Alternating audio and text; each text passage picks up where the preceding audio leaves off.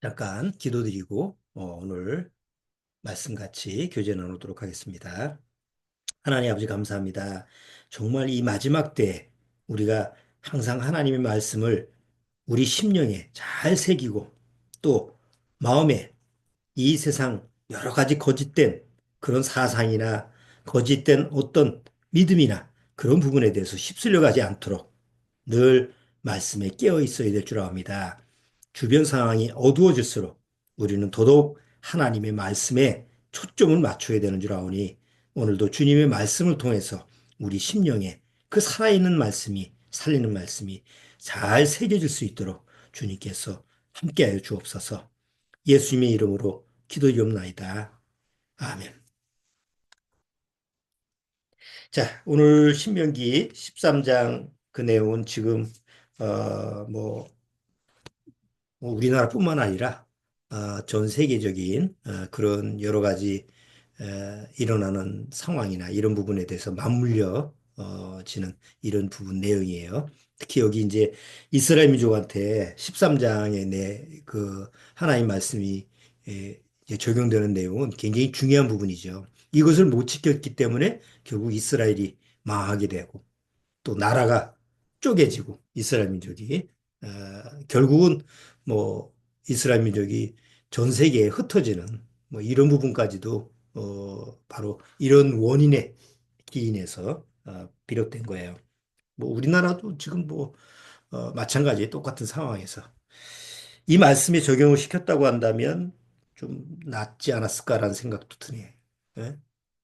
뭐 가족이라고 그래서 부인이라고 그래서 여기 보면 만약에 거짓된 신이나 뭐 이런 요새 얘기처럼 무속이나 점 보는 거나 이런 거 하면 가차없이 죽이라고 할 때 그런 모습을 취했으면은 뭐 나라 꼴도 이렇게 안 될 건데 그렇죠? 처음부터 손바닥에 왕자 그릴 때서부터 내가 마음에서 아 이건 아닌데 이건 아닌데라는 생각을 했었는데 에, 뭐 어떡하겠어요. 그 세월이 지나가니까 점점 그런 부분이 드러나는 거예요. 이건 어느 역사에서나 뭐 주술이 판을 치고 뭐 그야말로 그 무속 신앙이라 그러지 신앙도 아니지 무속적인 그런 부분이 막 영향권을 미치면 나라가 망해. 우리나라 역사도 그렇고 또 다른 나라 역사도 그렇고.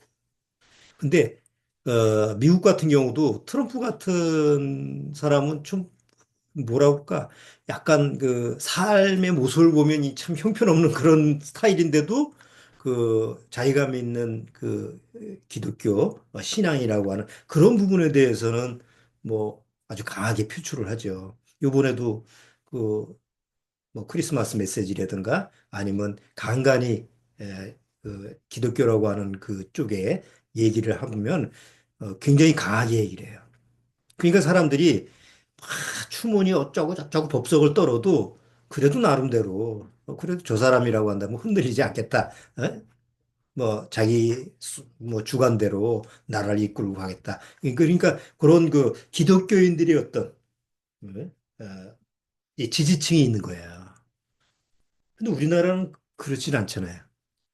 예를 들어서 이재명 같은 사람은 기독교인이에요. 자칭 기독교인이고 그 부부가 다 크리스찬이라고 하는데도 불구하고 왜 저기 무슨 법사를 쫓아가는 사람은 지지를 하고 정작 기독교인이라고 하는 그런 사람은 오히려 더 싫어하고 미워할까? 그지 이상하잖아요. 그런 걸 보면 아 냄새를 피우지 않기 때문에 그런 거지. 아이고 저기 뭐 교회를 나가는 사람이야. 이제 이런 모습이 안 비치니까 뭐 정치적인 문제라고 하더라도 그 인정을 못 받는 거예요.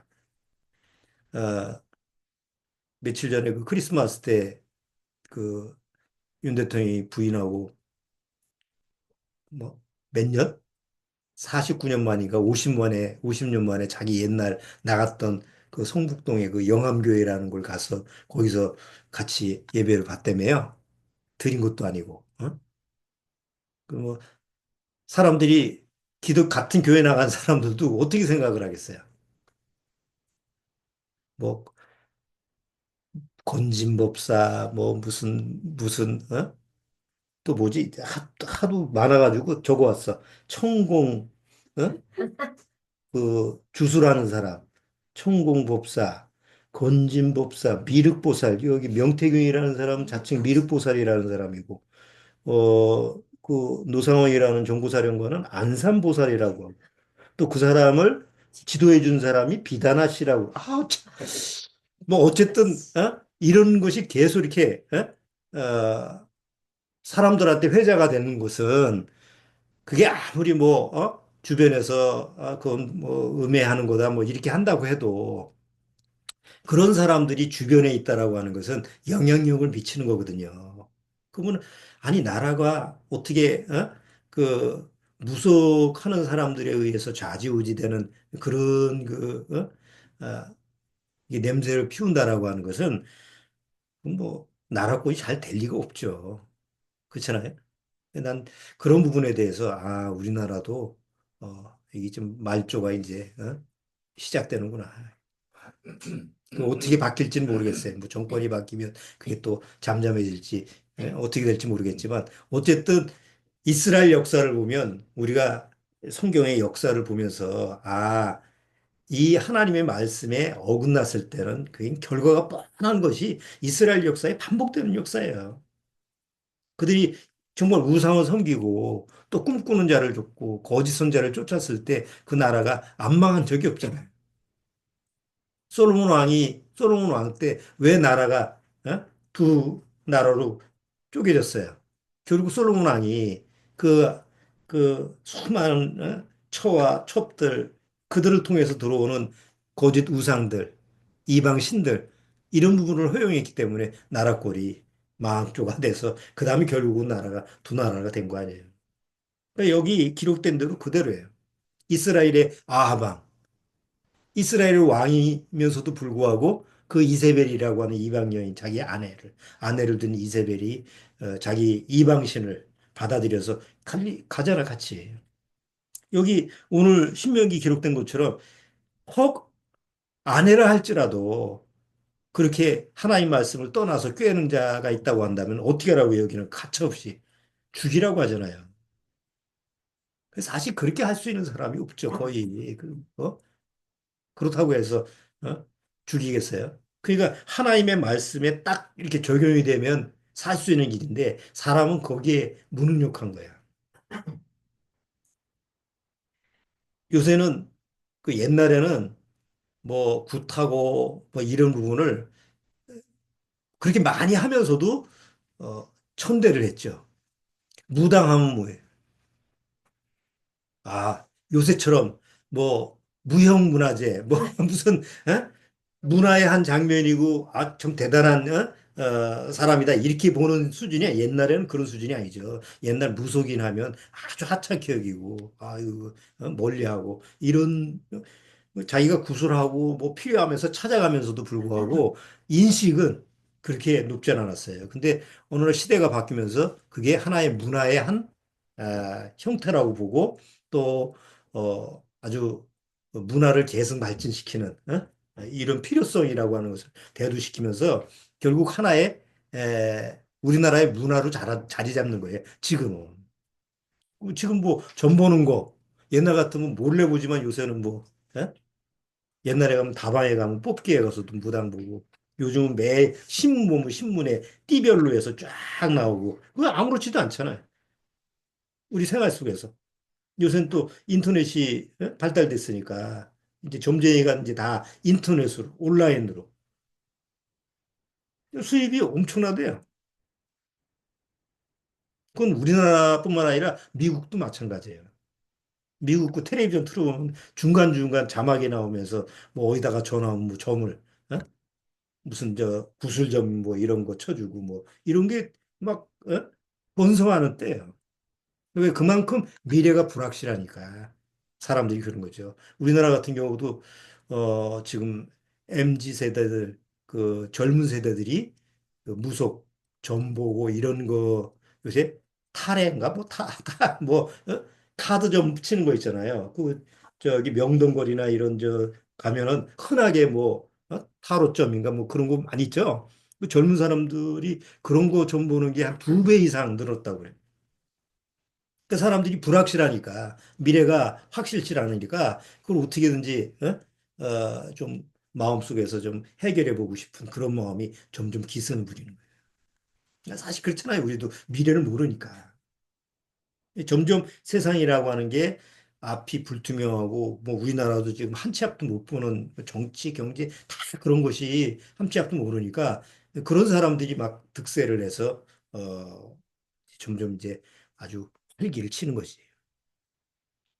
어, 이장로님이 그런 질문을 하시더라고요. 아침 식사하는데 아니 요새 왜 AI 첨단 문명의 시대인데 무속의 시대가 돼서 어떻게 무속인을 찾고 그런 게 그 심해질 수 있냐 이렇게 해서 제가 그래서 그 AI 챗 GPT한테 물어봤잖아요. 또 그 물어보니까 정말 자세히 설명을 해줬어요. 왜 AI 시대인데 너 AI 아니냐. 근데 AI 시대인데 왜 사람들이 그 AI 시대에 그 이상하게 무속인을 쫓아가냐. 그 질문을 했더니 이렇게 답변을 했어요. 첫 번째는 불확실한 미래에 대해서는 자기처럼 AI처럼 객관적인 말보다는 무속인들의 인간적인 접근이 더 위로와 공감을 주기 때문에 그렇다. 두 번째는 AI는 합리적이고 논리적인 답을 주지만 무속인은 신비스러움이라는 독특한 매력을 가지고 있기 때문에 사람들이 간다고 그래요. 또 세 번째는 무속인은 결정을 내리기 어려운 점을 대신 결정을 해준다고 그래요. 우리 있잖아요. 동쪽으로 갈까요? 서쪽으로 갈까요? 그거 모르잖아, 우리. 뭘 찾으러 가려면, 뭐 귀인을 만나러 간다면, 뭐 부동산을 해야 되는데 어느 쪽에 가야 될까요? 근데 우리는 결정하기 이리운데 무속인들은 그런 결정을 확실히 해준대요. AI는 확실히 안 한대요. 객관적으로, 논리적으로 뭐 이렇게 해서 분석만 해주지. 근데 무속인은 가라고 그러잖아, 정말. 이쪽으로 가면 뭐 찾을 수 있다고. 그러니까 그런 점을 결정해 주기 때문에 스스로 책임져야 되는 스트레스를 없애준대요. 내가 하는 게 아니라 AI, 이 챗 GPT가 그렇게 설명을 탁 하더라고, 금방. 대단한 일, 예? 그러네. 그러고 보니까 그런 것 같아. 그러니까 세상이 좀 어두워지고 점점 사람들이 이 미래가 불확실해질수록 이런 면이 더 기승을 부릴 거라고 생각해요. 그런데 성경에서 우리가 이제 이런 부분에서 주의해야 될 점, 그러니까 한 주의점을 갖춰야 될 부분은 뭐냐면, 과연 성경에서 마지막 때에 일어날 여러 가지 현상에 대해서인데, 마지막 때 뭐라고 성경은 예언했느냐? 바로 이런 부분을 경계를 하고 주의를 하라고 미리 말씀을 하셨다는 사실이에요. 너희가 마지막 때 이런 일이 점점 세상에 기승을 부릴 거다. 한번 보세요. 마태복음 24장 보시죠. 예수님이 하신 말씀을.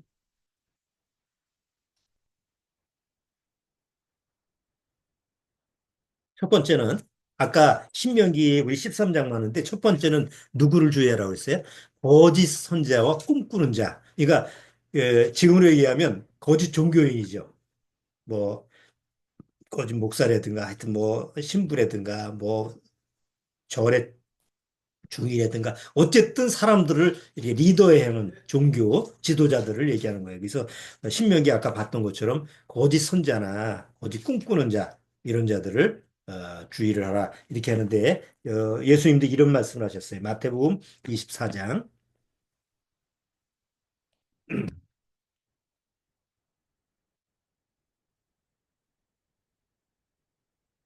자, 마태복음 24장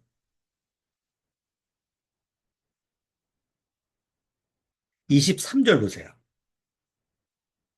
자, 이 마태복음 24장 얘기는 마지막 때 얘기죠.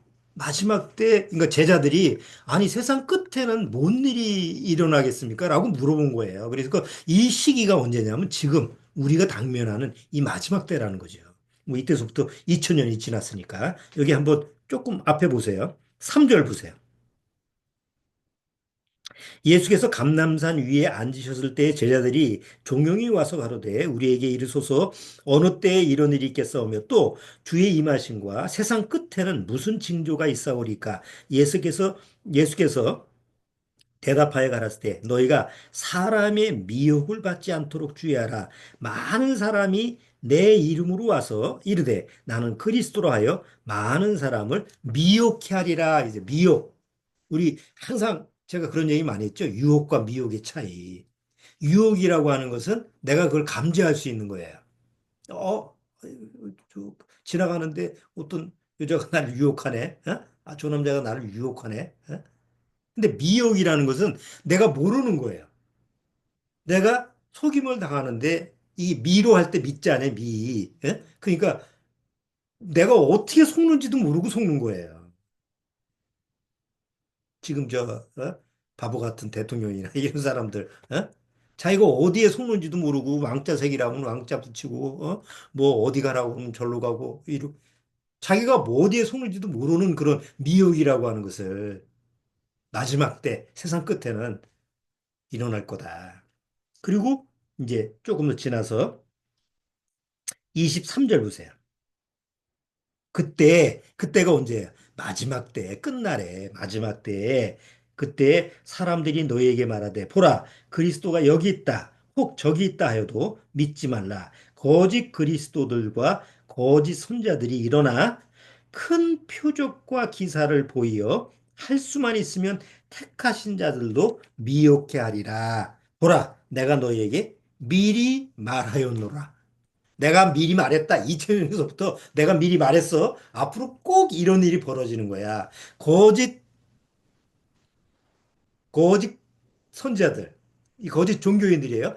근데 아직까지는 이게 안 나타났어요. 이런 증세까지는 안 나타나는데 언제? 정말 세상 끝날에 아직 적그리스도의 어떤 그런 통치 아래 어쩌면 구원받은 우리들이 올라간 이후에 여기 거짓 선자들이 일어나 큰 표적과 기사를 보인다고 그러죠. 큰 표적과 기사가 뭘까요? 표적과 기사. 우리가 모세가 홍해를 바다를 갈라서 이 지나가는 그게 기적이죠. 엘리야 때 하나님이 하늘에서 불이 내려와 가지고 제단에서 살리는 게 표적이죠. 그러니까 늘 일어나는 건 기적이 아니에요. 꼭 한 번 일어날 수 있는 거. 그러니까 이런 기적과 표적을 보이는 진짜 거짓 그 선자들이 나타날 때가 마지막 때가 올 때다 이거예요. 근데 지금 그런 사람들 있나요? 지금은? 우리는 못 봤잖아요, 아직. 만약에 그런 사람들이 오면 혹시 그런 사람이 나타나면 우리는 미혹될까요, 안 될까요? 우리는 구원받았으니까 절대 안 될까요? 아니, 우리도 미혹될 수 있어요. 왜냐하면 택한 자들도 여기 택하신 자들도 미혹한다라고 하는 말이 있으니까. 그래서 대부분 이제 성경 우리 구원받은 아, 목회자들이 이제 이런 부분을 봤을 때 그러기 때문에 먼저 구원받은 성도들을 데려가실 거다. 왜? 구원받았다 하더라도 여기 지상에 남아 있으면 그런 거짓 선지자들 그런 표적 기사 보고 안 넘어간 사람들이 없으니까. 그럼 그 말은 남아 있는 사람은 뭐 구원받은 우리는 뭐 먼저 올라가니까 그런 표적과 기사를 봐도 미혹을 안 당하지만 남아 있는 사람은 100이면 100% 뭐예요? 속을 수밖에 없다는 거죠. 또 한 군데 보세요. 데살로니가 후서 2장.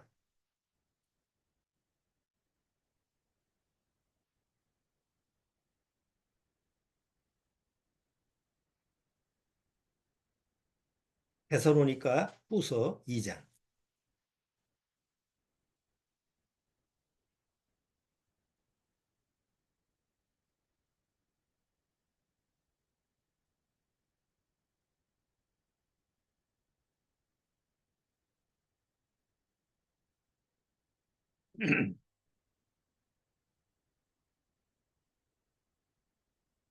자, 데살로니가 후서 2장 1절부터 조금 제가 읽어볼게요. 그 앞에 배경을 조금.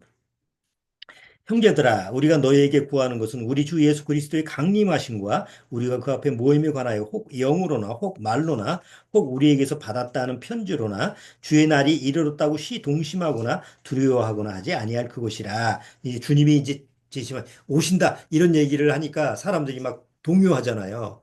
이거 그럼 어떻게 하란 말이야? 이거 지금 직장도 버리고 다 뭐 그런 얘기야? 이제 이렇게 이제 마음에 동요하지 말라. 자, 언제 오시느냐? 3절. 누가 아무렇게 하여도 너희가 미혹하지 말라. 먼저 배도한 일이 있고 이 배도가 뭐냐면 떨어지는 거야. 우리 여기 한글 성경에서는 배도라는 말을 써가지고 좀 굉장히 어려운데 이 영어 성경에 보면은 어디로서부터 분리되다, 떨어지다라는 얘기예요. 그럼 뭐가 떨어지는 거예요? 이것은 구원받은 성도들을 데려가는 우리가 휴거라는 말이죠. 먼저 구원받은 성도들을 이 지상에서 싹 데려가는 거예요. 자, 먼저 배도하는 일이 있고 저 불법의 사람 그 멸망의 아들이 나타나기 전에는 이르지 아니하리니 저는 대적하는 자라 범사에 일컫는 하나님이나 숭배함을 받는 자 위에 뛰어나 자존하여 하나님 성전에 앉아 자기를 보여 하나님이라 하느니라. 마지막 때 새 성전에서 내가 하나님이다 할 자가 나타날 거다. 자, 그런데 5절에 내가 너희와 함께 있을 때 이 일을 너희에게 말한 것을 기억하지 못하느냐? 저로 하여금 저희 때에 나타나게 하려 하여 막는 것을 지금도 너희가 나니 불법의 비밀이 이미 활동하였으나 지금 막는 자가 있어 그 중에서 옮길 때까지 하리라. 지금은 이런 온갖 세상에 이 무속하는 뭐 이런 그 거짓 그 종교인들 이런 사람들이 아주 막 드세가지고 점점 하려고 하지만 아직까지는 막는 자가 이 성령님이 이 지상에서 막는 자가 있어서 어느 정도 억압시키는 거예요. 눌러놓는 거예요. 그러다가 어느 날 구원받은 성도들을 성령님이 한꺼번에 싹 데려가 버리면 눌렀던 게 해제가 되면서 뭐예요? 갑자기 막 폭발하는 거죠. 그럼 전 세상, 온 세상이 뭐가 되겠어요? 온 세상이 속이는 자의 세상이 되는 거예요. 자, 그래서 그 뒤에 7절 보세요. 불법의 비밀이 이미 활동하였으나 지금 막는 자가 있어 그 중에서 옮길 때까지 하리라. 그때 불법한 자가 나타나리니. 그러면 여기서 그때라는 게 또 언제예요? 우리가 있을 때가 아니고 구원받은 성도들을 하나님이 데려가실 때. 휴거하고 나서 이 지상에 이제 더 이상 구원받은 성도들이 없을 때에 그 입에 그때 불법한 자가 나타나리니 주 예수께서 그 입의 기운으로 저를 죽이시고 강림하에 나타나심으로 패하시리라. 악한 자의 임함은 사단의 역사를 따라 모든 능력과 표적과 거짓 기적과 불의의 모든 속임으로 멸망하는 자들에게 임하리니 이는 저희가 진리의 사랑을 받지 아니하여 구원함을 얻지 못함이니라. 이러므로 하나님이 유혹을 저희 가운데서 역사하게 하사 거짓 것을 믿게 하심은 진리를 믿지 않고 불의를 좋아하는 모든 자로 심판을 받게 하려 하십니다. 그럼 이게 무슨 얘기냐? 먼저 구원받은 성도들을 다 데리고 가고 나서 남은 사람들은 다 어떤 사람들이냐면 진리의 사랑을 거부한 사람들이에요. 진리의 사랑을 받지 않은 사람이에요. 그래서 하나님이 더 이상 그 사단의 그 악한 자의 그 모든 불법, 그 다음에 뭐 표적 기사, 이런 뭐 미혹하는 모든 것을 그대로 그냥 미혹당하게 놔둬버리는. 그 무슨 무서운 거 아니에요? 지금은 정말 마음만 열면 쉽게 구원을 받을 수 있어요. 내가 마음을 굳게 닫아놓고 그렇지. 우리 요한계시록에 보면 7교회 중에서 마지막 교회가 뭐예요? 라오디게아 교회잖아요. 라오디게아 교회에서 주님은 뭐 하고 계세요? 내가 문 밖에서 두드린다고 그러잖아요. 내가 예수님을 두드리는 게 아니고 예수님이 나를 두드리는 시대가 라오디게아 시대, 마지막 교회 시대가. 왜? 마지막이니까.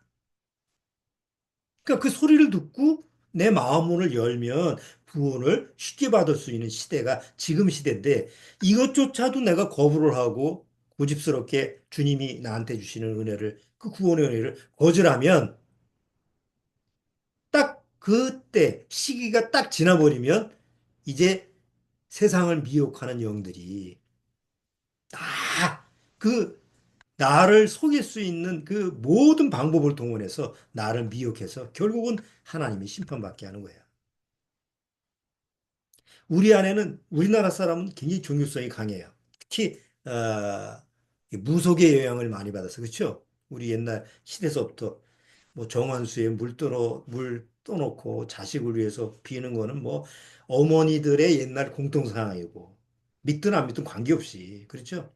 그다음에 어, 동짓날 뭐 먹어요? 그 믿어서 믿는 게 뭐 무속을 믿어서 내가 동짓날 팥죽 먹는 게 아니잖아요. 동지다 그러면 팥죽 먹대. 무의식적으로 그게 문화야, 문화. 아니, 왜 다른 때 팥죽을 먹지 않고 동짓날 먹어야 돼요? 그럼 귀신을 쫓아내기 위해서 그런 거 아니에요. 옛날에는 귀신을 쫓아내기 위해서 동지에 팥죽을 써서 먹고 그거를 뭐 뿌리고 문 밖에다도 뿌리고 이런 걸 했는데 그건 미신이야. 그래도 그날 야 오늘 동짓나니까 팥죽 먹자고 엄마가 팥죽 딱 씌우면 다 넣어 먹잖아. 미신하고 관계없는 문화라고 하는 것을 이 몸에 배는 거. 이사 가는데 야 달력 봐라. 손 없는 날인지 뭐 손 있는 날인지. 그래서 달력에 그 아직도 노인네들 달력에는 다 거기다 손 있는 날 없는 날 거기다 손 없는 날이 다 있어. 그게 일종의 이게 아예 그 오랫동안 살아온 문화의 어떤 하나의 체질화가 된 거예요. 그러니까 우리 안에는 그런 게 있는 거예요. 구원을 받아도 이 유괴 습관으로는 그런 게 있는 거예요. 아유, 뭐 누가 뭐 점친다 그러는데 다 아니야. 근데 뭐 매달 며칠 날 너 복권 사면 너 1등 당첨해. 그 실제로 당첨이 됐어. 그 말을 내가 들었다 해요. 무슨 생각이 들겠어요? 그 점집에 한번 가봐야 되나.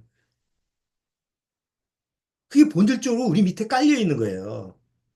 그런데 구원받은 사람은 이미 유괴성품이라는 게 십자가에 죽었기 때문에 그런 부분이 있다 하더라도 성령이 이게 누르시는 이 안전 보호책이 있죠. 근데 구원받지 못한 사람은 안전 보호책이 없어요. 그나마 지금은 구원받은 사람이 이 세상에 있기 때문에 하나님이 구원받은 사람들, 그 하나님이 택한 그 사람들을 보호하시기 위해서 그 나머지 가족과 주변 사람들도 같이 보호를 받는 거예요. 그걸 몰라. 내가 잘나고 내가 뭐 세상에서 능력이 있기 때문에 내가 세상에 잘 먹고 잘 사는 게 아니에요. 지금은. 아까 우리 데살로니가 후서에 뭐라 그랬어요? 악한 자가 이제 이 세상을 그냥 몽땅 그냥 잡아먹고 다 망하게 하려고 지금 임하는데 아직도 성령님이 그거를 억제를 하는 거예요. 야, 아직까지는 안 돼, 너. 더 이상 이 선 넘어오지 마. 여긴 타치하면 안 돼. 그게 하나님이 선, 이렇게 만들어 놓은 그 선이 있어요. 경계선이 있어요. 그리고 그 안에 구원받은 성도들이 보호를 받고 있어요. 그리고 구원받은 성도들의 가족도 있고 연관되는 사람도 있고 거기 속한 나라들도 있고. 그렇잖아요. 하나님이 한 나라를 망하게 하려면 그냥 쉽게 망하게 하죠.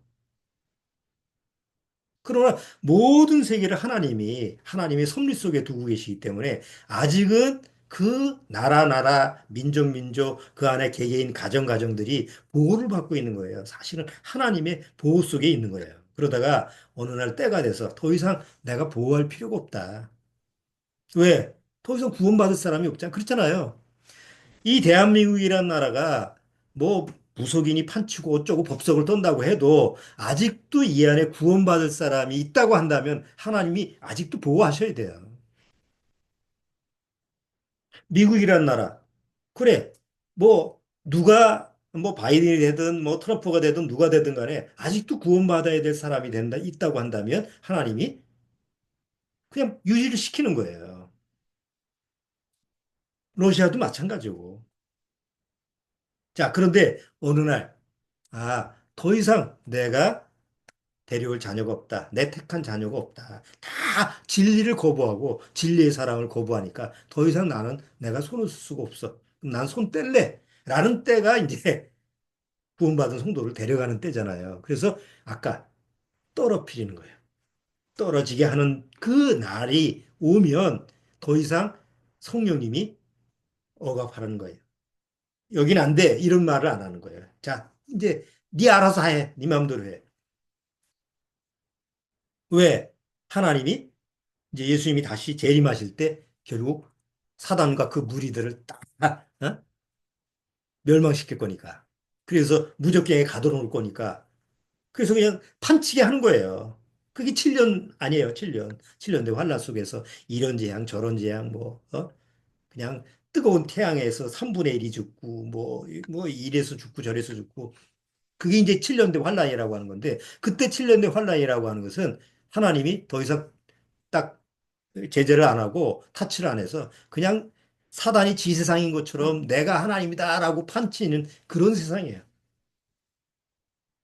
그런 7년 대 환란이라고 하는 것은 막 뒤죽박죽이 되고 난리가 나는 거예요.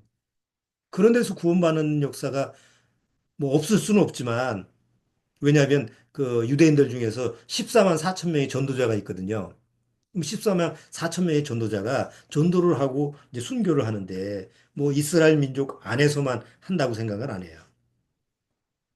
뭐 전 세계의 유대인이 다 아직도 남아 있으니까. 그럼 전 세계에 흩어져서 그들이 복음을 전하면서 순교를 하면서 그 당시에 7년 대환란에서 정말 힘들게 구원받는 사람도 있을 거라고 생각이 들어지는데 과연 한국 땅에 누가 와서 남아있는 사람들 중에서 어떻게 구원의 그 기회가 주어질까라는 부분에 대해서는 참 어두워.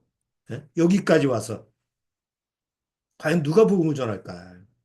구원받기가 이렇게 쉬운 때가 아니라는 거예요. 그때는. 그리고 이미 여기 데살로니가 후서에서 악한 자의 임함은 모든 표적과 기적과 기사와 사람들의 눈에 뭐 안 넘어갈 수가 없는 그런 모습들을 보여주면서 사람들을 미혹하니까 뭐 절대로 나는 안 넘어가 이럴 수가 없는 거죠. 요한계시록에 요한계시록에 마지막 때 일어날 때 일어나는 그 요한계시록 그 내용이 그대로 거기에 기록이 돼 있죠. 요한계시록 13장.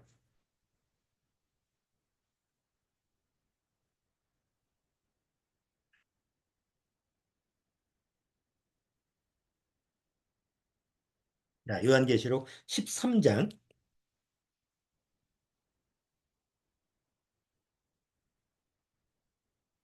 자, 13장 13절 보세요.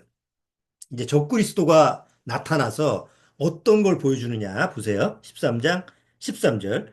큰 이적을 행하되 심지어 사람들 앞에서 불이 하늘로부터 땅에 내려오게 하고 짐승 앞에서 받은 바 이적을 행함으로 땅에 거하는 자들을 미혹하여 땅에 거하는 자들에게 이르기를 칼에 상하였다가 살아난 짐승을 위하여 우상을 만들라 하더라. 여기 짐승은 거짓 지도자의 종교 뭐 교황청의 교황 같은 사람 뭐 목사하면 뭐 아주 대단한 뭐 옛날에 저 영락교회 유명한 뭐 아무개 목사님 이런 같은 대단한 세계적인 종교 지도자예요. 근데 이 사람이 무슨 테러를 당했는지 이 거의 죽는 상황이 된 거예요.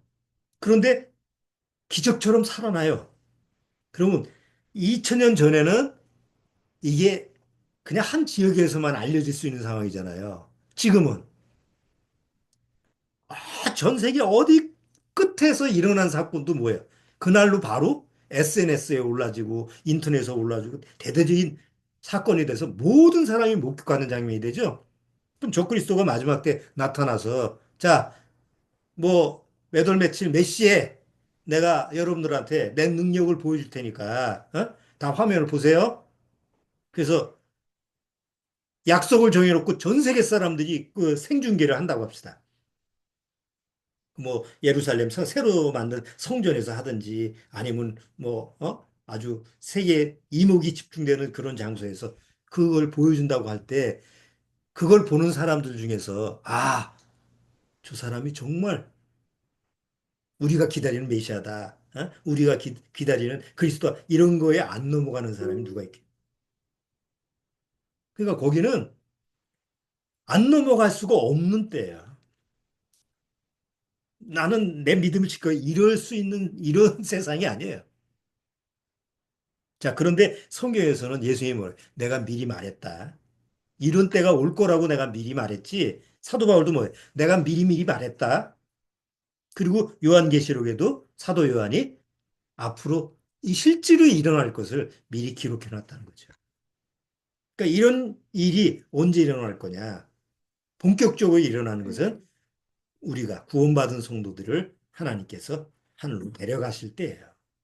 그리고 데리고 가서 이 이제 구원받은 사람들이 이 지상에 남아있질 않으니까 더 이상 뭐 이 세상을 주관하는 그 적그리스도나 이 거짓 선자들 거기에 그 사단의 수하에 이그 종로로 타는 그 모든 자들이 나타나서 사람들을 사냥하는 거예요. 거기서 어떻게 벗어날 거냐고. 우리나라도 사실 그런 즈음의 경험을 하는 거예요, 지금. 그렇죠? 아, 여태껏 무슨 무속인들의 이름이 이렇게 많이 나온 적이 있어요? 간간히, 어? 그런 얘기는 흘려들었지만 본격적으로 그렇게 사람들이 이 이름이 오르락내리락 한 적이 별로 없었던 것 같아요. 야, 그런 흐름으로 우리도 이제 흘러간다라는 것을 우리가 알게 돼요. 자, 그렇기 때문에 자, 구원받고 나서 자, 그러면 어떻게 되겠냐? 뭐 일단은 구원을 확실히 받으면 안전하죠. 뭐 세상이 망한다고 해도 뭐 두려워할 필요 없고 주님이 우리를 데려가신다고 하면 좋고 남겨놓으신다고 하면 또 뭐 인내하고 기다려야 되고 주님의 또 뜻이 또 있으니까. 그러나 구원을 받지 못한 상태에서는 모든 것이 문제고 모든 것이 걱정거리고 모든 것이 마음속에서 불안거리고 그래요. 그냥 하나님이 나를 위해서 십자가에서 피를 흘리신 그 구속의 은혜. 그냥 마음속에서 내 마음을 열고 아, 나는 나 스스로 할 수 있는 게 없으니까 주님 정말 나를 책임지세요. 내 영혼을 책임지세요. 나를 정말 주님의 자녀로 이렇게 이끌어 주세요. 그렇게 맡기면 되는 거 아니에요? 그런데 그걸 못 하는 거예요. 왜? 여전히 내가 주인이 돼 있으니까. 그러니까 구원이라는 건 주인을 바꾸는 거죠. 이번에 저 이언 토마스 책 제가 여러분들한테 드렸는데 그 이언 토마스라고 하는 분이 그 목사님이 계속 우리가 신앙생활하면서 어떻게 생활해야 되느냐 같은 패턴이에요. 주인이 바뀌어야 된다. 내가 하려고 하지 말고 내 안에 주님이 하시게 하면 된다. 요걸 계속 이 모양 저 모양 이렇게 저렇게 이렇게 설명을 잘 해놓는 그런 내용을 여러분들이 읽어보시면 아실 거예요. 자, 그래서 아까 신명기로 돌아오죠.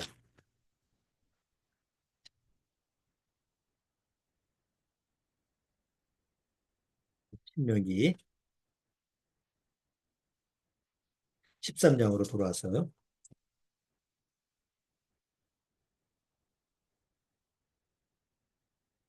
여기 이제 신명기 13장 1절서부터 5절까지는 거짓 선자와 거짓 뭐 꿈꾸는 자, 그러니까 거짓 종교 지도자를 얘기하는 거죠. 그런데 여기 6절서부터는 그 거짓 선자나 거짓 대언자나 이렇게 거짓 그 종교 지도자보다 더 힘들고 더 무서운 대상이 있는데 그게 누구냐? 바로 나하고 자연적인 애정 관계를 맺은 가족들이 더 위험하다라는 얘기를 하는 거예요. 그래서 여기 6절 내 동복 형제나 내 자녀나 내 품의 아내나 너와 생명을 함께하는 친구가 가만히 너를 끼어 이르기를 너와 내 열족 알지 못하던 다른 신들을 곧 내 사방에 둘러있는 민족 혹 내게서 가깝든지 내게서 멀든지 땅 이 끝에서 저 끝까지 있는 민족과 민족의 신들을 우리가 가서 섬기자 할지라도 너는 그를 쫓지 말라. 누구를 쫓지 말라는 거예요. 내 부모를 쫓지 말고, 내 형제를 쫓지 말고, 내 아내를 쫓지 말고, 내 자식을 쫓지 말고, 혹 내 자연적인 애정 관계를 가지고 있는, 이 자연적인 애정 관계라는 게 뭐예요? 우리가 기본적으로 천륜이라고 그러잖아요. 부모와 자식 간의 관계, 형제 간의 관계, 뭐, 나하고 이렇게 혈연 관계에 대해 있는 그 모습을 가장 쉬우면서도 가장 어려운 관계잖아요. 근데 여기 하나님이 이스라엘민족한테 얘기할 때는 만약에 그 가족일지라도 너를 거짓 우상을 섬기게 하거나 다른 신을 섬기게 하면 분리를 해라. 죽여라. 라고 말씀을 하시는 거예요. 근데 이스라엘 민족은 이걸 실패했어요. 이게 안 돼. 그럼 우리는 되겠어요? 우리도 안 되지. 그렇죠? 내가 먼저 구원받았어요. 구원받기 전에는 뭐 세상 거 가지고 문제되고 뭐 이 뭐 그냥 이거저거 가지고 뭐 문제가 되지만 또 해결되면 세상 일이라는 건 다 거기서 거기니까 해결되면 또 뭐 부부 싸움도 뭐 물배기식으로 뭐 지나가면 또 해결되고 부모 자식 간에도 또 뭐 뭐 자식이는 부모 없다 이렇게 얘기하면서 또 해결되고 그래요. 그런데 부부나 부모 자식이나 형제 간 사이에서 한 사람이 구원을 받으면 이거는 보통 문제가 아니에요. 그 문제가 구원받지 못한 사람한테는 아무 문제가 아닌데 구원받은 사람한테는 보통 문제가 아니에요. 해결될 때까지. 만약에 예를 들어서 어, 목사가 구원을 받았는데 그 목사 부인이 사모가 구원을 못 받았어요. 그럼 어떻게 할 거예요? 구원을 받았다고 하는데 교회를 안 나와. 매일 혼자만 목사가 나와서 설교를 한다고 한다면 어떻게 할 거예요, 그거를? 그렇다고 목에다가 개줄을 끌고 올 수는 없잖아. 근데 자식이 또 안 나와. 어렸을 때는 끌고 나올 수 있지만 다 큰 자식이 나는 아버지는 아버지 믿음이고 나는 내 믿음이에요. 나한테 강요하지 마세요. 그리고 안 나온다고 한다면 어떻게 할 거예요? 그 억지로 되는 문제가 아니잖아요. 억지로 해서 되는 문제가 아닌데 문제가 항상 될 수 있는 거예요. 실제로 그런 상황이 문제가 있고. 그러니까 구원이라고 하는 것은 나 구원받고 끝나는 게 아니라 내 구원받은 이후에 내 가족, 내 가정 이것이 하나가 돼야 돼요. 그렇지 않으면 근본적인 잠재적인 문제를 가지고 있는데 여기 기록된 것처럼 내 형제나 내 부모나 내 자식이나 내 아내나 누구라 할지라도 너를 미혹할 수 있는 문제가 있다라.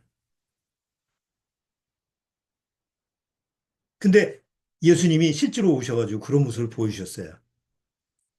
처음 공생의 시작 전에 예수님이 혼인잔치에 딱 가셨잖아요. 어머니 마리아하고 같이 가셨는데 아직은 공생의 전이니까 포도주가 떨어지니까 어머니 마리아가 예수님한테 뭐라 그래요? 야, 포도주가 떨어졌다. 그러니까 어머니 마리아는 아는 거죠. 이미 아들 예수가 하나님의 아들이라는 걸 이미 성령을 통해서 들었고 기사와 이적을 능력을 행할 수 있는 그런 분이라는 걸 알고 있었죠. 그래서 어머니가 야 아들아 이거 어떻게 좀 해봐라 이 잔치상에 이거 포도주가 떨어졌는데 예수님 뭐라 그랬어요? 어머니 이러시면 안 되옵니다. 공과 사를 구별하셔야죠. 이게 설명한 것도 아니고 여자여 어? 성경 그대로 어머니를 여자라는 말로 여자여. 아니 나하고 무슨 상관이 있습니까? 라고 딱 얘기하죠. 그 뭐예요? 딱 선을 긋는 거예요. 이거는 뭐 하나님과 아무 관계가 없는 얘기지. 뭐 결혼식장에서 포도 떨었으면 떨어진 거지. 근데 나중에 다시 포도주를 저 물을 포도주로 만들어 주잖아요. 그러니까 예수님이 이미 신명기에 23장에 기록된 것처럼 육이라는 부분과 영이라는 부분이라고 하는 것을 뒤섞지 않고 딱 선을 긋는 거예요. 그런데 나중에 이제 예수님이 십자가에 매달리셨을 때 그 사도 요한 보고 뭐라고 그래요? 봐라, 내 어머니다. 그 어머니 보고는 요한 보고 당신의 아들이라고. 그래서 그때서부터 사도 요한이 그 어머니 마리아를 예수님의 어머니 마리아를 모시고 갔죠.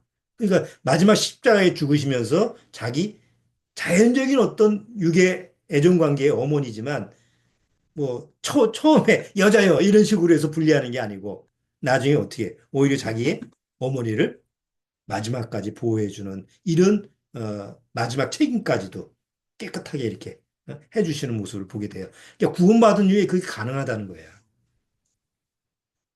자연적으로 나오는 애정이라는 부분, 육이라고 하는 부분을 정리하는 거와 영이라는 부분을 어떻게 정리하는 건가, 이런 부분을 모순되지 않게, 구원받으면 아주 냉정하고, 이게 뭐 정말, 피도 눈물도 없이, 뭐 이런 식이 아니고, 하나님 편에서 하나님이 원하시는 뜻과, 그리고 마땅히 우리가 세상에서 당연히 해야 될 인간적인 도리, 본분, 이런 부분을 모순되지 않게 딱 정리해서 할 수 있는 이런 해답이 성경을 통해서 이미 예수님을 통해서 우리한테 보여주시고 모범을 이렇게 보여주시는 거지. 그렇게 살 수 있다라는 거.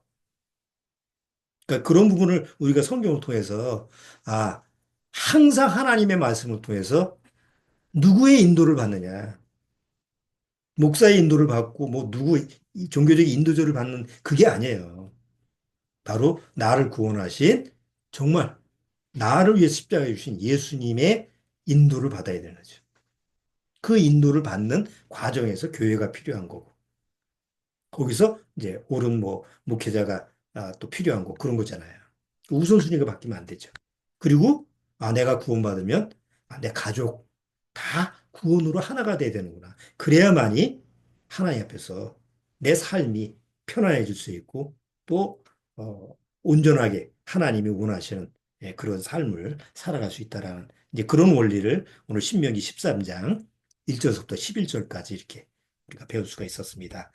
자, 뭐 뒤에 부분은 다음 주에 한번 더 나눠보도록 하고요. 오늘은 13장 1절, 11절까지 두 가지 문제, 거짓 대언자, 거짓 선지자, 거짓 종교 인도자들에 대해서 항상 경계해야 되고, 두 번째는 내 가족이라 할지라도 내가 가는 하나님이 정하신 그 길을 만약에 막거나 아니면 거짓 길로 인도하는 부분에 대해서는 하나님의 말씀을 통해서 딱 처리할 수 있는 딱 그 선을 그을 수 있는 이런 항상 하나님의 말씀의 칼을 가지고 우리 신앙생활을 잘 이렇게 정리하는 이런 삶이 필요하다는 걸 같이 한번 살펴봤습니다. 자, 오늘 신명기 13장 11절까지 했고 나머지 내용은 다음 주에 한 번 더 다뤄보도록 하겠습니다.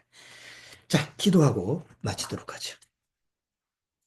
하나님 아버지 감사합니다. 이 마지막 때 우리가 간절히 하나님 앞에 바라는 것은 우리 믿음의 가족 또 우리 믿음의 식구들 중 안에서 정말 확실하게 다 구원을 받고 주님이 그 정하신 때 이 세상에서 우리를 분리시킬 때 한 사람도 낙오되지 않게 하는 것입니다.